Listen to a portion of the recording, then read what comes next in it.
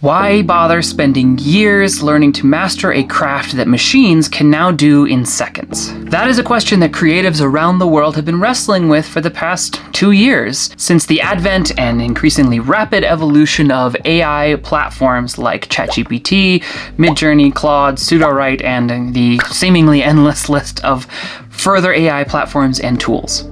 And I get it, I myself have wrestled with that question. It's hard not to when you watch a program generate a complete novel in seconds. How do you compete with that? Well, here's what fascinates me. We've actually been here before. Throughout history, moments of technological breakthrough or innovation, while initially disruptive, eventually led to a counteraction or evolution within their fields, as audiences and creators alike reconnected with the things they value most in that space, the reason that they create and engage and consume those things, and a deeper appreciation for not just the outcome as a product, but for the process of that creation as being valuable in its own right. When photography was invented, people thought painting was dead. When synthesizers or auto-tune emerged, people began predicting the end of real musicians. When mass production and factory fabrication arrived during the Industrial Revolution, traditional craftsmen were told that they were now obsolete. But today, original paintings and artwork still sell for record prices. Live music is more valuable and accessible than ever. Take a look at Taylor Swift's recent Eras tours for a good example of that. And traditional craftsmanship, from furniture to food and fine dining, commands premium prices and offers unique and original experiences around the world. Every time technology makes something faster or more efficient or cheaper, it definitely disrupts some aspects of the industry that it's introduced to, but it also leads to a deeper hunger for quality and authenticity and experience and human creativity within those spaces. So today in this video, I'm excited to talk about why I think the advent of AI in writing and publishing can actually make your unique voice more valuable, not less, if you approach your own writing journey from a different standpoint. But first, let's be honest about where we are. Modern AI tools are impressive and they are getting better every day. There are a lot of authors, including some large name authors, who are experimenting with using AI tools to produce dozens or even hundreds of books at a very rapid pace. AI tools are especially good at what I call functional writing. That sort of clear, competent prose that follows established formulas and patterns. And this poses an immediate challenge to what has been one of the dominant strategies in publishing over the past several years, which is the fast-to-market approach. For the past decade, many successful indie authors have built very successful careers off of producing books quickly and following proven formulas to maintain a rapid release schedules and target specific reader niches or audience interests or trends. I know that strategy very well because it's the one that I used with my series, The Far Shore Chronicles. I wrote 6 books in just about 18 months, released them on a consistent schedule, and focused on targeting fantasy readers who were looking for high action adventure fantasy with a strong found family element and other kind of marketable components.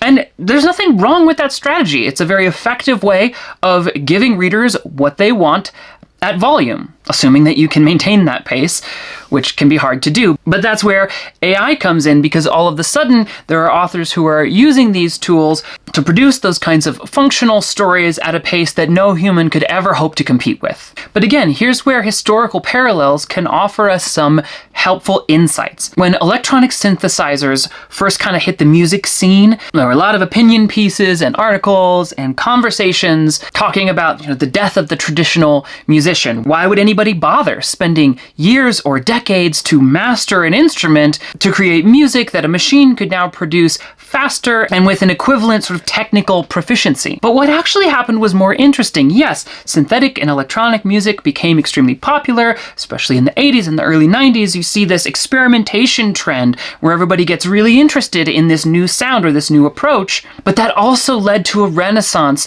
in not just live music, but a different approach to music. Acoustic performances, folk music, singer-songwriters actually became more popular, not less, as the contrast between those two approaches meant that audiences, or at least a segment of those audiences, began to crave that authenticity, that rawness, that imperfection of a live or acoustic or more human, authentic, and creative output even more. And this pattern has repeated itself throughout history and across industries. Whenever technology makes something cheaper or more accessible, it initially disrupts that end of the market, but it also creates a parallel audience with a growing and deepening desire for quality and authenticity and the human element within that space. I think we've already begun to see this trend take place in publishing, and my suspicion is that we're only going to see this effect increase over the coming years. So what does this mean for writers today? Well, I think in much the same way that digital cameras push photographers to focus more on their artistic vision and unique perspective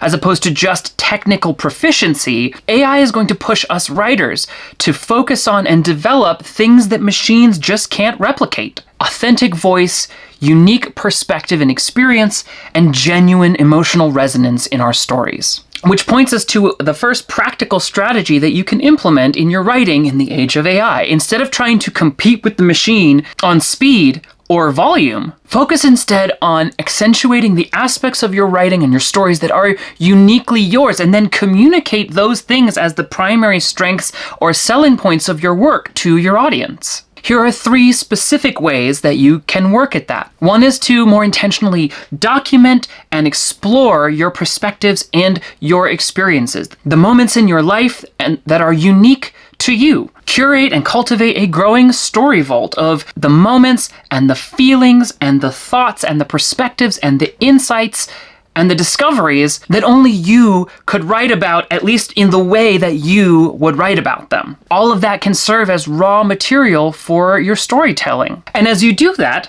focus on studying the craft deeply and thoroughly. That is certainly what this channel, the Story Castle, is all about. Don't just learn the superficial levels of plot structures or fast and dirty techniques for storytelling, but work to understand why certain themes or tropes or approaches or storytelling practices resonate so much with you personally. What about them appeals to you, and how can you refine and enhance your craft so that every story you write becomes just that little bit better than the last one, and you become more effective and capable as an artist of producing resonant and emotionally deep work. And as you do that, you'll find that your unique relationship with your preferences and approach to storytelling becomes a huge part of your unique value as an author.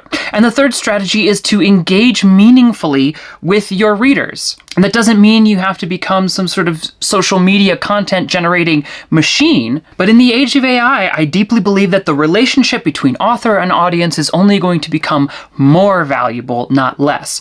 Share windows into your authentic journey, not just quick posts or reels, but real snapshots of your creative process, the things that you love about your work, why you keep coming back to it, your struggles and joys and triumphs. You can do this through newsletters, through a Substack, maybe through social media as well. But regardless of what specific platforms or tactics you choose, focus on offering a real opportunity to connect and relate to both you as the writer and to the larger context and process of the human creativity and authenticity that you are investing into the stories that you are therefore offering to your audience to read. All 3 of those strategies, in one way or another, rely on making the best use of the specific advantages that humans will always have over AI, no matter how sophisticated or technically proficient these programs continue to become. The first of those advantages is emotional authenticity. AI can simulate emotions by drawing on patterns or repetitions,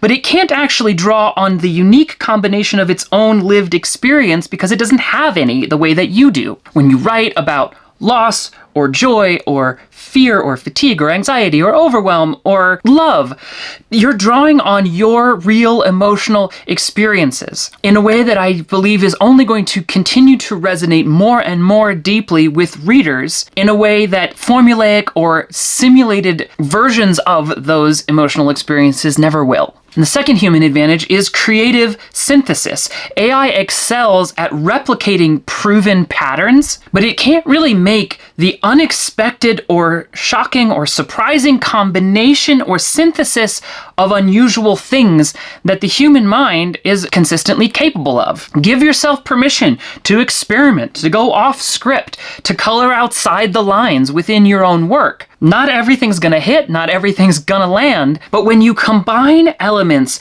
in surprising or unexpected ways, you're offering your audience something that an AI program is never gonna be able to fully replicate, and that creative synthesis will continue, I think, to become one of the dominant advantages that keeps audiences coming back to human-written stories time and time again. And the third advantage is intentional meaning. AI is certainly capable already of producing very coherent stories, but it can't really imbue them with genuine purpose or especially personal truth. Your stories can carry real meaning and resonate with authenticity and intentional purpose because they come from a place of real lived human experience and understanding that your audience will connect with and appreciate, maybe even in ways they can't fully articulate consciously, but subconsciously, we can feel and appreciate the difference. I would encourage you to cultivate and lean into these three competitive advantages by continually reminding yourself to connect deeply with your purpose in writing, not just to produce a story or a book as a product to sell. Ultimately, all of these strategies really boil down to focusing on creating value that AI can't replicate rather than trying to compete with the value that it excels at. And in order to help you do that, I have put together a mindset, writing, journaling, voice and authenticity exploration workbook, which you can grab for free from my website using the link in the description or in the pinned comment. And I really hope that it will help you to explore some of these themes and ideas that we've been discussing in this video in terms of how it actually applies specifically to you and your perspective and the things you care about and the reasons that you are choosing to continue to invest in your writing and your writing journey. I think the future of publishing belongs to writers who will embrace their humanity and cultivate their creativity to develop unique and compelling stories rather than trying to outrun the machines. So if that is you, keep committing to your craft, keep writing, and subscribe to the Story Castle for more in-depth discussions about exactly these kinds of topics and to connect with a growing community of other authors who are committed to sharing the same kind of journey with you.